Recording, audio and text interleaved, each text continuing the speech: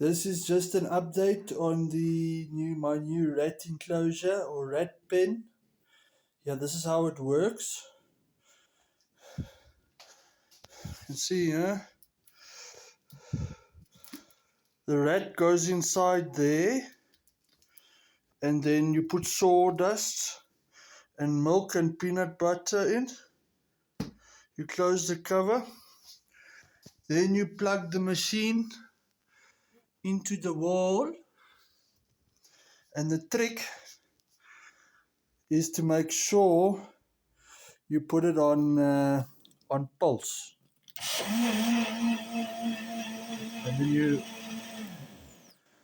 give it a little bit like that.